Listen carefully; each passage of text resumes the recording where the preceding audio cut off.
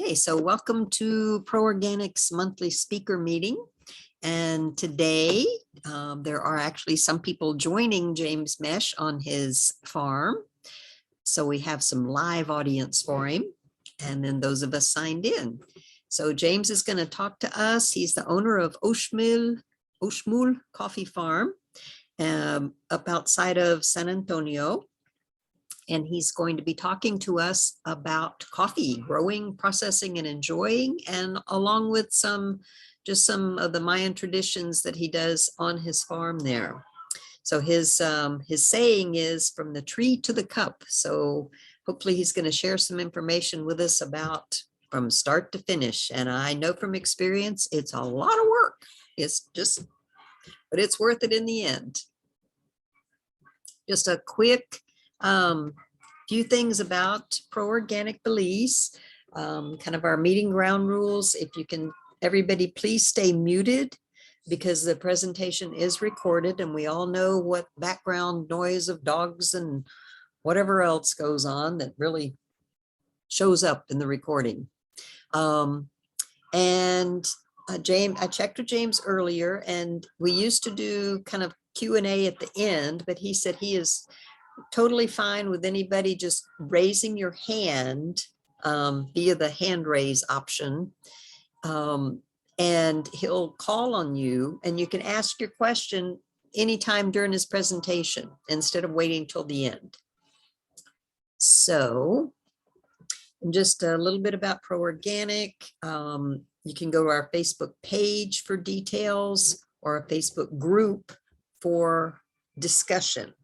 And if you want information about Pro Organic, Karen does an excellent job of putting all kinds of information on our website, pro-organicbelize.org. So you can go there and find out about our pesticide-free produce, how to order it each week and get on the list, and how to join Pro Organic, upcoming speakers, upcoming activities that we've got going on. So, and just all kinds of information. So go to the pro-organicbelize.org. So James will talk for, 25, 30 minutes, 40 minutes, however he wants. And then, like I said, you'll raise your hand, the option in Zoom, to ask him a question, and he can call on you during the presentation and instead of waiting until the end. So he'll do his presentation. I think he's got some slides he's going to show us, and he is there on the farm, so we should have some green background. And then he'll do his presentation, and then we'll have any questions all during that, and then we'll wrap up at the end, and everybody enjoy the rest of their afternoon. So, James, I will stop sharing my screen and you can start sharing yours and entertain us.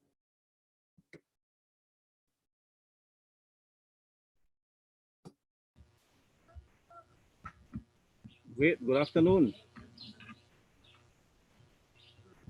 Hello. Can you hear me? Yes.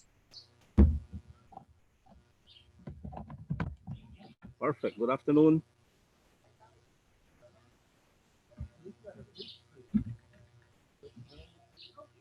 It's a pleasure. You hear me loud and clear, right?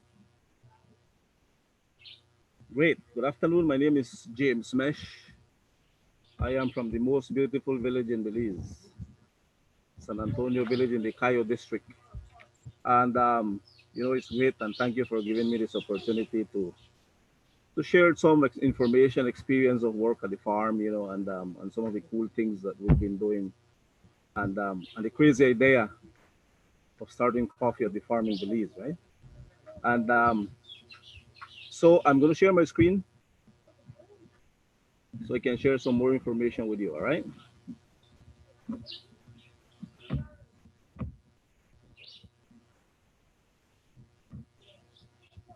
Okay.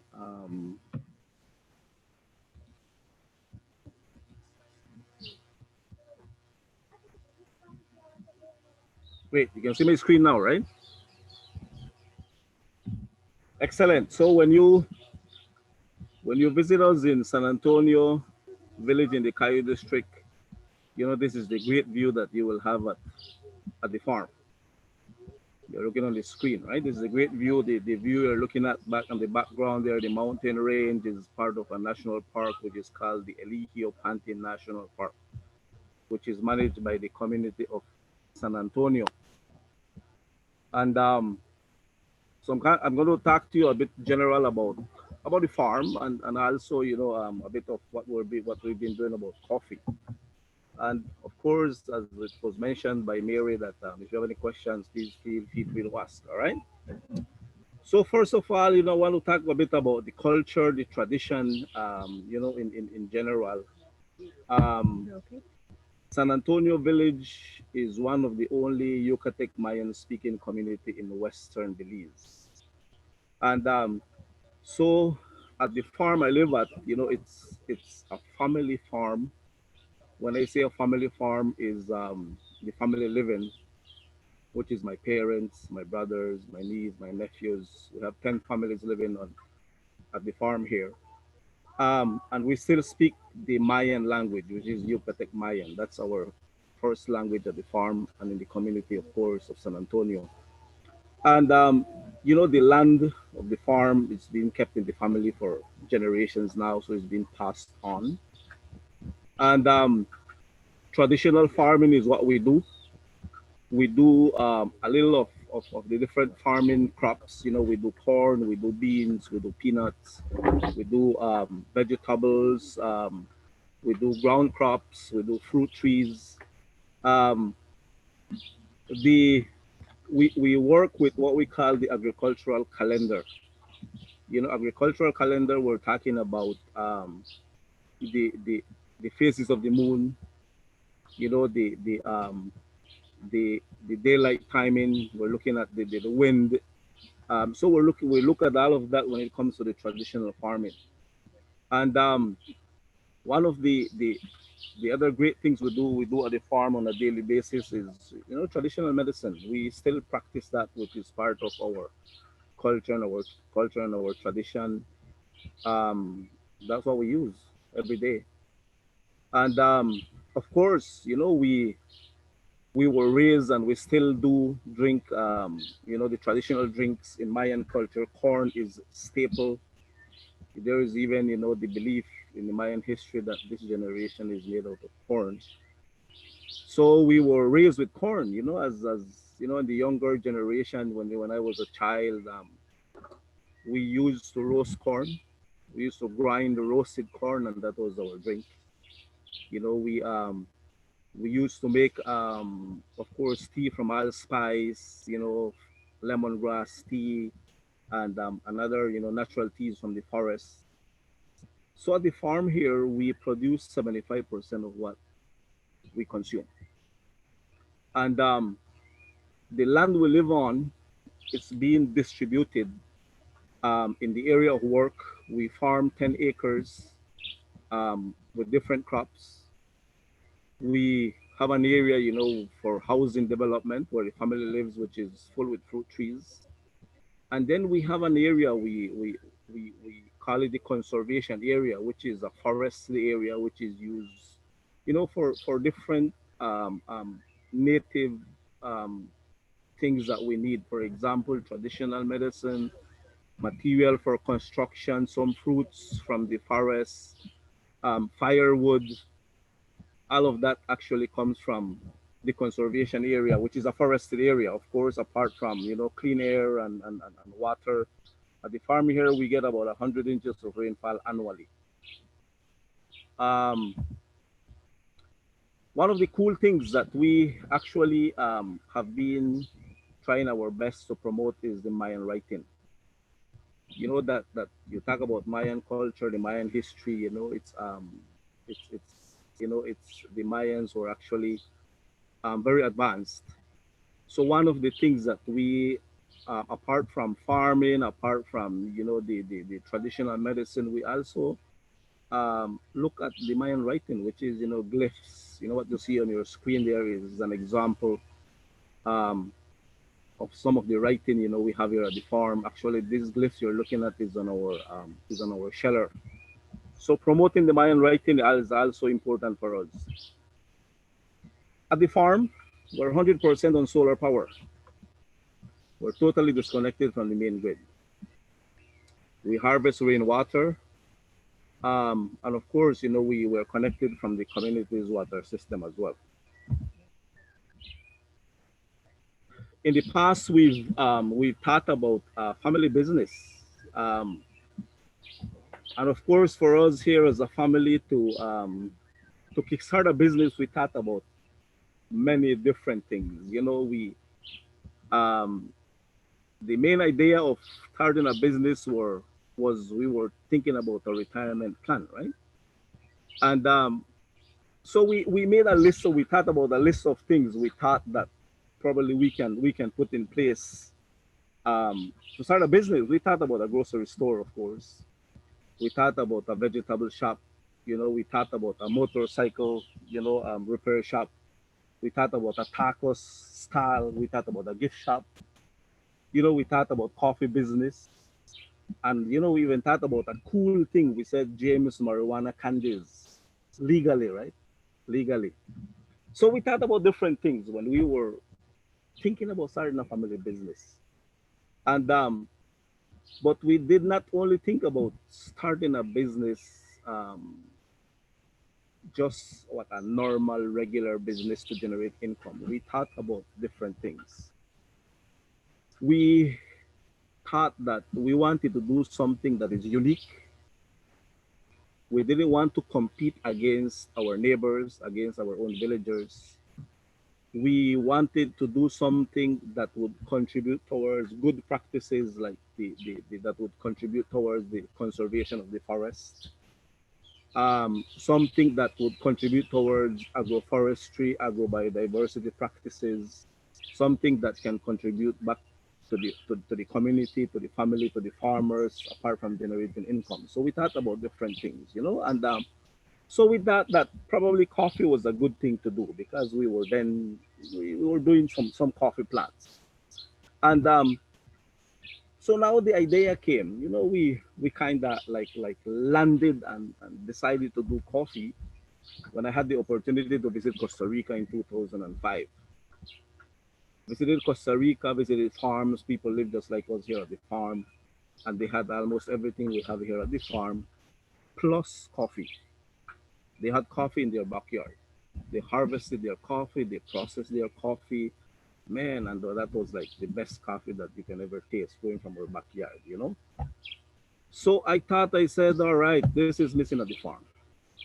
I said, this is what we should do. We should land and do coffee. And so when I came back, my language was coffee.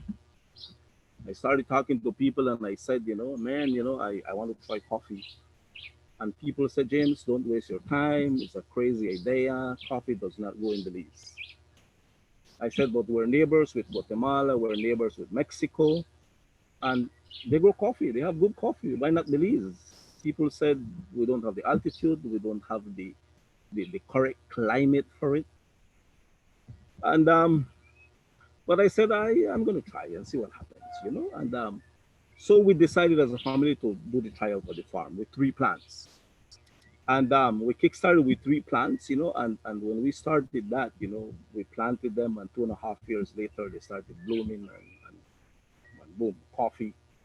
So we harvested, we did seed selection, and we planted more. And then 9 years ago, we started processing our own coffee. And we even kind of stopped doing our traditional drink. We used to roast corn. Now we actually we stopped that. Now and then we would do when so we started processing our own coffee, and we started playing around with coffee here at the farm. Looking at quality. And then we said, we started telling friends. People would come and see what we're doing, and people say, man, this is a cool thing to do. And then we saw that it can be a market in the country of Belize, because everyone drinks coffee. And apart from that, then of course it can be an activity that can generate income to the families, to the farmer. And also, the cool thing is that coffee is shade grown. So it is grown under an agroforestry system. It can be grown on an, well, I call it an agrobiodiversity system because it's not just plants. Here we have the chickens around, scratching around, and feeding on the bugs and pooping and leaving, the natural fertilizer, around the plant. So it's a whole mixture. So that's the cool thing, agrobiodiversity, agroforestry system. And so we said it can be a good retirement plan. And so people started coming, and we said, okay, let's make this business official. Let's start a business. Let's do coffee. And so 4 years ago we started planning. And now that we started planning, we come to see that the demand is there, but the supply is not there. You know, and so we said, okay, well, let's land. And so that's how we started coffee. And so we went through the legal process and we got registered on the 9th of March 2021. So last year, very new. Last year we got legally registered, and we started actually processing and packaging our coffee. All right. And we thought, well, we have to we it was not just like um, talking about doing coffee. Of course, we had to have some things on black and white. And so we started, coming up with what we want to do. So we came up with the business objectives. Our objective is to cultivate, process, and supply organically grown coffee, and to be an environmentally friendly business. That is what our objectives are as a business. And of course, our vision is to be the company that adds value to organically grown coffee to meet national and international standards, because it's a great potential. And our mission is supporting the cultivation and processing of organically grown coffee, through an environmentally friendly practice. As I mentioned earlier, agroforestry, agrobiodiversity systems. We've been playing around now, introducing coffee under a natural forest and see what happens, playing with shade management. So oxmul, which is the name of our coffee, oxmul coffee. I'll tell you in just a bit on how the name comes to be. It's a family business. It's owned by the family. And the whole idea is to produce and process organically grown coffee. Now, a little about the processing of coffee, all right? Coffee season is November to February. That's when we harvest coffee. November to February. That is when the bean or the coffee fruit starts ripening on the coffee tree. So the first step is to hand pick. We have to hand pick the fruits from the coffee tree. And so that is the first step, picking the fruits from the tree. The second step, as soon as we pick the fruits, we have to extract the coffee seed from the coffee fruit.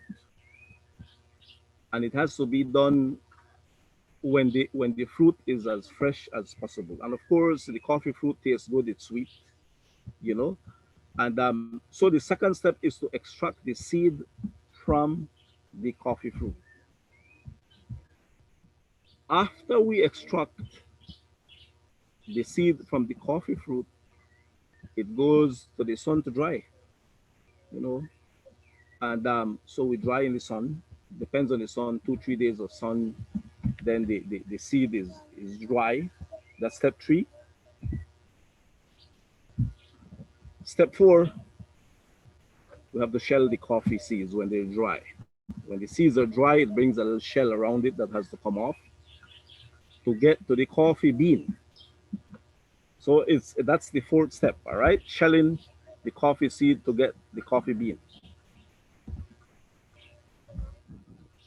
Step 5, after the coffee seed is shelled and we have the bean, Then it goes through the roasting process. We would roast our coffee bean. You notice there, everything is manual here. Our roaster manual. We use fire to roast our coffee. So that step 5 is roasting the bean. And I'll touch for you. That's fresh roast there. Presently we're doing dark and medium roast.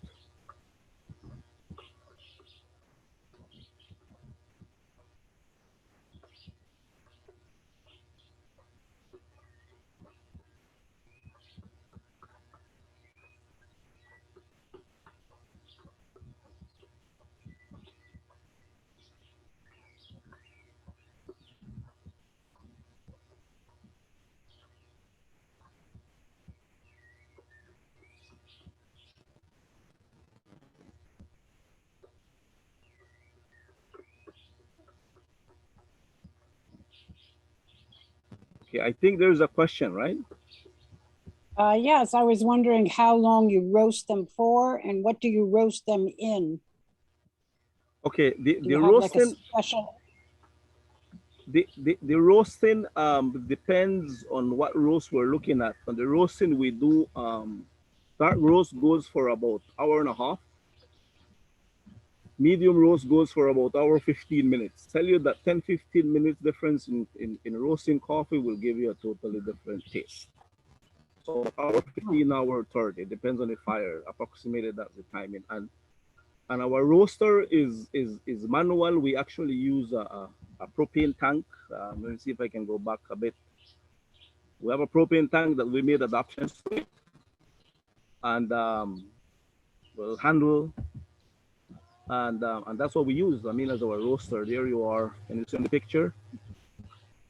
So we do. Our roaster is a drum. It's a propane tank. It takes 30 pounds of beans. Has a little door to it. We pour in the beans, and it has a little manual handle which we put on 2 Y sticks and we spin right on the fire. Did I answer your question? Yeah. So you turn the Yes. the roaster. Yes, we turn the roaster, slow, very slow turning on the fire for approximately hour 15, hour 30 non-stop. And when we roast, we look at different things. We look at, of course, the timing. We look at the fire. We look at the smoke that comes from within the drum. We look at the aroma. We look at the color of the bean and the taste of the bean. So we look at different things when we roast our coffee.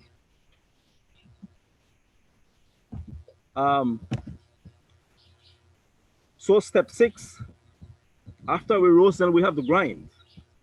For us to brew coffee, we have to grind the coffee, and here we grind manually. We use a grinding stone, which is a stone that has been kept in the family for many generations back. So we do corn on that stone, we do beans, we do chili peppers, we do pumpkin seeds, and now we do coffee. So we would grind using a grinding stone. And when it comes to grinding, if everyone is involved, we even try to pass on the knowledge to the younger generation, because it's important. Look at the little girl grinding some coffee there, which is very, very important to pass on the knowledge to the younger generation. And we have this introduced manual grinder as well, which is, I would say, a little common. It's also manual, it's adjustable. So step 7 is packaging our coffee. We do our packaging here at the farm. Our bags are biodegradable bags. That's our logo. The name of our coffee is called Oxmul coffee. Oxmul is in Yucatec Mayan, which is the original name of the village of San Antonio in the Cayo district. The first people that arrived in this area, they decided to name the village Oxmul Ka, based on 3 Mayan ruins in the area. So Osh is number 3 and Mul Mayan ruin. Osh number 3 and Mul Mayan ruin. So Oshmul was the original name of San Antonio in the Cayo district based on 3 Mayan ruins in the area. Of course, religion arrived. Patron Saint Anthony was brought to the Catholic Church, and people were told that they had to honor their patron saint. So they decided to change the name of the village from Oshmul to San Antonio to honor patron Saint Anthony. And the original name was forgotten. So when we started coffee, we said this is our opportunity to bring back a piece of history. So we decided to use the name Oshmul as to bring back the original name of San Antonio. And we decided to use the Mayan calendar as part of the logo because, you know, the traditional farming, we use what we call the agricultural calendar, as I was mentioning earlier. And coffee is another, farming, is another crop of the farm. So we decided to use the Mayan calendar as part of our logo. And then our slogan, from the tree to the cup. That's what we do. Everything is processed naturally. We don't use any chemicals. And so our slogan is from the tree to the cup. That's what we do. We don't take away anything. We don't add anything to it. So when we process, you get a final product. Yes, there is a question. Yes, James, this is Ginny. A couple of questions in the beginning of the processing. Okay. After you pick the coffee cherries, first question is how do you get the bean out of the cherry? Do you do it by hand or using the molina? We do it in different ways. One is manually, we do it by hand. 2, we use the manual grinder, which is adjustable. Mm-hmm. And 3, I use my foot with a little music and a little dancing over it, right? Okay, great. Put some seeds in a crocus bag, we call, and put a little music and dance. Okay. 3 ways. All right. And the next question is, do you soak the beans after you take them out of the cherry? Yes, we do. Okay. Overnight or for how long? No, we don't do it overnight. We do it for a while and we wash it off. Okay. Okay. All right. And then when you're roasting inside of the propane tank that you made for that. And so is it over a pretty low fire if you do it for an hour 15 or an hour and a half? Yes, it's low fire because so that we can get the roasting and the taste we're looking at. Because coffee brings a natural oil, so we have to be careful. We are careful on how we would do our roasting, because if you just put fire with high flame, in 10-15 minutes that coffee is burnt and it doesn't taste good. Mm-hmm. So yes, very slow fire. Okay, thank you. Wait.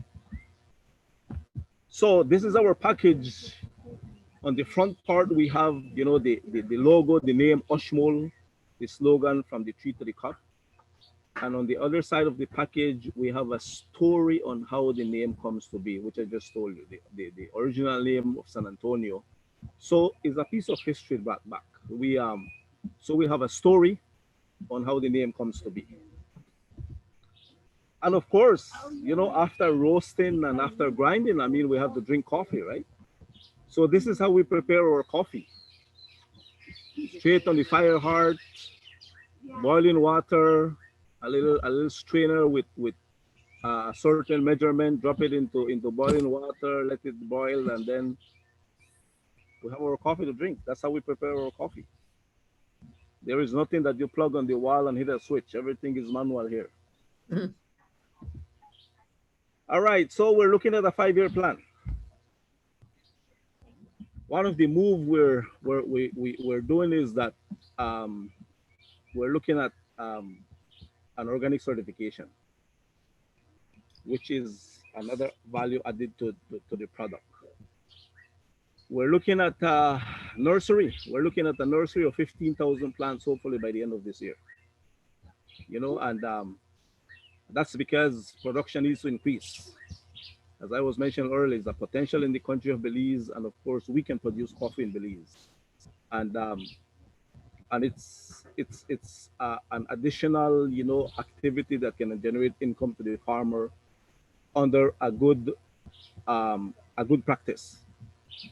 So we're looking at supporting farmers, and you know, with the whole package of training, we're looking at land preparation, maintenance, shade management, pruning, harvesting, and the full works on the processing of coffee.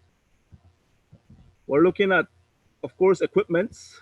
You know, we right now we have very minimal and small equipments, and we're looking at bigger equipment. Of course, manual equipments, like for example, you know, a bigger sheller. You know, I'm calling a seed extractor, which is to extract the seed from the coffee fruit. You know, a bigger grinder. You know, packaging equipment.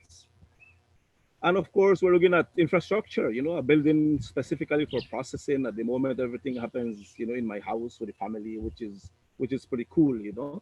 And but we're looking at a processing building, a storage facility. We're looking at a solar dryer to dry our coffee beans. So we're looking at a 5-year plan. And then this is our welcome sign, oxmul coffee, right on the picture. And thank you so much. And in my native language, we say kubotik, you know, which is thank you, gracias. I'm not sure if you have any more questions. And of course, we're located right what, mile and a half outside of San Antonio. You have time, you spin by, visit us. Yes, there's a question, right? Yeah, I was wondering if there are any particular pests that you have to be careful of, or how you deal with that. Well, a very good question. Tell you that at the present moment, we don't have any problems so far. We haven't had any issues talking about pests. It's Great. something new in the area, you know, really. And so the answer is we don't have any issues at the present moment, but you know, I'm sure in the future something might happen, you know, because like in the other countries, Central American countries, I mean, they've had issues with I mean, some farms have had issues with pests, but us at the moment we haven't had any issues so far. So do they grow best in full sun, or do they need a little bit of shade? Like Coffee needs shade for it to grow. Need shade. Yes, Similar and to the so that's why I was saying earlier that, you know, one of the things we've been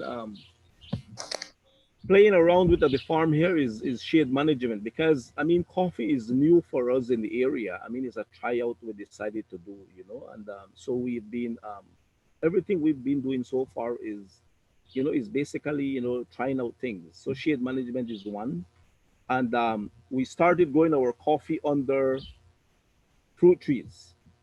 So, you know, What I kind of trees? have mangoes, I have avocados, I have bananas, I have what we call the tamarind tree, we have rubber trees, we have plum trees. So we have different fruit trees. So while we wait for coffee, we harvest, you know, other fruits. And when coffee is in season, we harvest coffee plus fruits, you know. And but one of the new things we've started doing is introducing coffee under the natural forest. So that is the new tryout we're doing now. And I didn't hear what you said. Under what? under the natural forest. Ah, okay. Yeah, under natural forests, we've been introducing coffee. So how much sun do they actually need? I mean, We actually presently we're looking at about probably 35-40% sunlight. okay. Yes.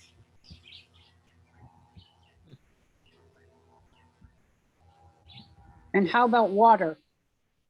Water, actually, coffee does consume a lot of water. So in the months of March, April, and May, we have to help our plants that we have, nearby, and we can water them. We have to help them with plants. So in those months, we do a little mulching around, the plants so that it keeps the moisture. Okay. Thank you. Great. So, I have another question. yes, please. Since harvest time is November through February, and that's typically rainy time, how Yes. do you dry it out in the sun? Very good question. Very good question. That is where, we as I was saying earlier, so the drying, that's where, it's a little challenging at some days, because when there is no sun, we have to put it under a roof so that it has ventilation. And as we get a little sun, then we have to bring it out, in the open area, and then it gets overcast. We have to run and bring it back inside, So that's one of the main reasons we're looking at a solar dryer. So it'll always be under a roof. So that's how we've been working it out now. When there is rain, then we have it under an open area under a shed where there is ventilation. We have to keep, we're turning it, every 15-20 minutes. Okay. All right, Beth submitted a question. She says, what do you do with the cherries after the beans are extracted? Can you make a jam or something? And she read somewhere that some places are drying to make a flour. What are your plans? There is I've heard about different things that can be done with I think you're talking about the pulp, right? Yes. Really, at us, we do two things. One, it goes back, in our soil mixture, it goes back as organic fertilizer. And two, someone came up and gave us a crazy idea again, So James, let's try some wine. So we're doing coffee wine. We're using part of that, and we're also using, the part, some of the coffee as well. So we started doing coffee wine. Again, this is a new tryout. All right. Wow. So you need to visit me so we can have some wine. That's what we're doing now. But I've heard about drying it, and you can make a tea with it. Someone was telling me about it, but of course, there is a lot more things to be tried. Well, for us to try with coffee has its own science. You can play around with coffee, and you can make great things and beautiful things with coffee.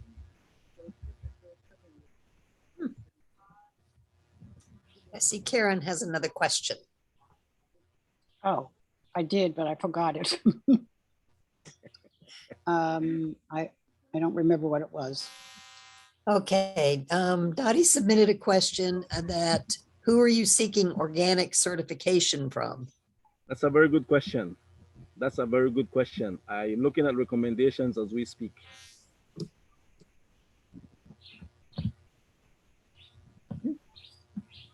So I don't really have an answer. I'm looking for recommendations. Are you eventually looking to export the coffee? I believe that in the future it's a possibility, but the goal is for us, us, the country, to actually provide good coffee in the country of Belize, and then move farther out. But yes, it's a potential, it's a possibility in the future.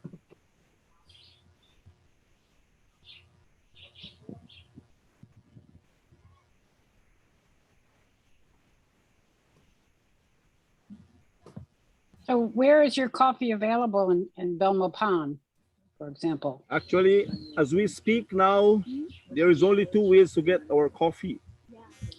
You visit the farm, or you make your order and we ship to you. That's the only two ways of getting our coffee. We don't have any stores with that has our coffee as yet. Are you planning on doing that though? Are you planning on Yes, working we're with? hoping that probably hoping by the end of the year, at least one store in town, to have our coffee. That's our next move.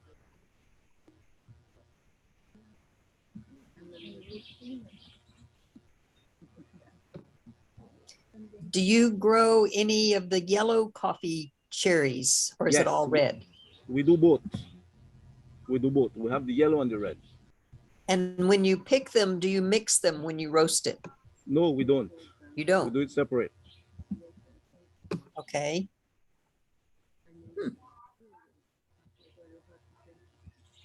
Hmm. And you haven't come up with any coffee rust as yet on your plants? Coffee what? Rust. It's the disease that kills coffee plants No. eventually. The No, rust. no, we have not. Good. We have not. How much packaged coffee do you now have on hand? At the moment, as we speak, probably 25, 30 bags, probably. But I have about 500 pounds stored. So our roast is always fresh. We would never roast coffee and stack on our shelf for a month, for 2 months. Our roast is always fresh. So probably for the week we would roast 2, 3 times, minimal once a week. So we don't maintain like hundreds of bags, max probably 25, 30 bags. And how do you know when the coffee is dry enough to store?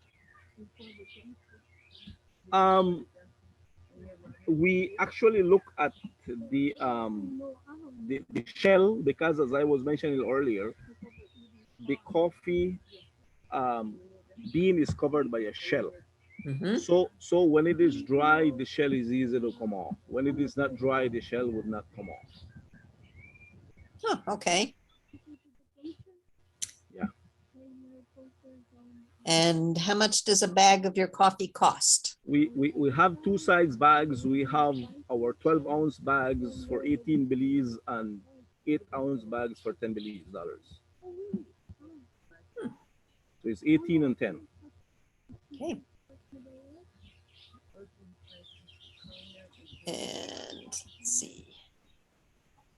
Okay. So do the berries have to be harvested every few days from the same plant over a long period of time, or do some plants ripen fruit early and some late? Very good question. The coffee plant flowers 3 times before harvest starts. So when the fruit starts ripening in the tree, every week, every 2 weeks, we have to come and harvest. So we would harvest as it ripens. That's why it goes over a period of what, 4 months, November to February. Mhm. So yes, we have to come every week, every 2 weeks to harvest from the same plant until the last fruit is ripe and is harvested. Okay. And when you get your nursery going, will you be selling any of the plants or just for your own use? We will, if people are interested, yes. The idea is, many reasons. One is for us to do increased production, of course, at the farm. One, and two is to issue out seedlings to some farmers, and three is to sell seedlings if anyone is interested.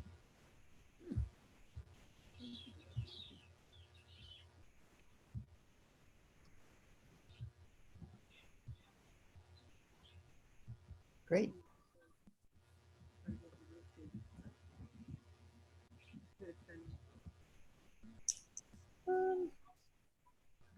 So how long, once you plant your little plant, how long before you actually get enough coffee on it to harvest?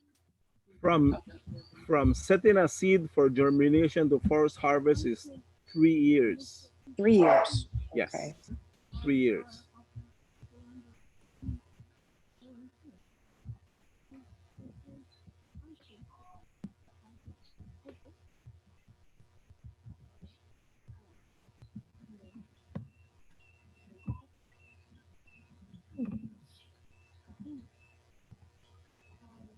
And when you're roasting the coffee, I know you say like an hour, 15 minutes to an hour and a half, depending on the medium or dark roast.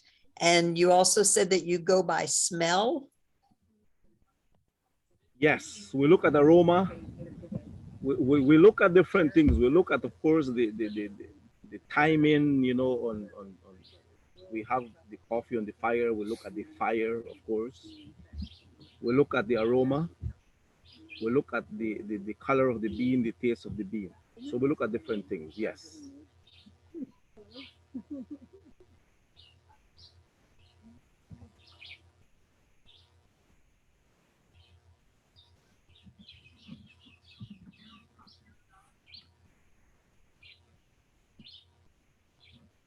Any more questions? Are we good? Yeah, any more questions for James? Of course, as I said earlier, if you're around San Antonio, if you come to Belize or around the San Ignacio, Cayo area, you know, you have a little spare time, stop by, visit us, so you can see firsthand, you know, on how we process our coffee and the full works that we do here at the farm. And Dottie has a question. Do you sell both the beans and ground coffee? Yes, we do.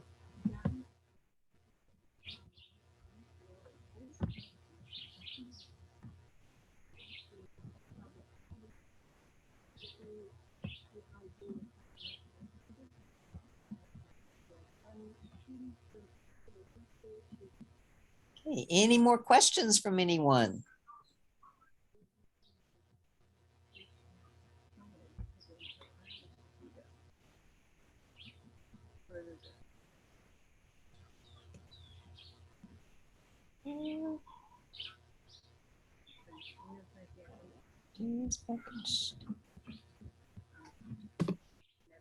No more questions? Well, so there's no questions. It's a pleasure, of course. Thank you for giving me the opportunity. It's always, you know, great to have these opportunities to share knowledge, and of course, support the hardworking people, the farmers, you know, so that the good work can continue. And of course, we're always welcome to visit us anytime. We have a Facebook page, which is Oxmul Coffee. You know, our contacts are there, and you can contact us through our Facebook page, our contact numbers through messengers, through WhatsApp, you know, normal call, messages, and of course, so we can keep in touch. All right. Thank you so much. Right. Yes. And enjoy the rest of your day. Thank you so much, James. We appreciate you taking the time to show us a little bit about the coffee and explain how it's done. It was very interesting. And for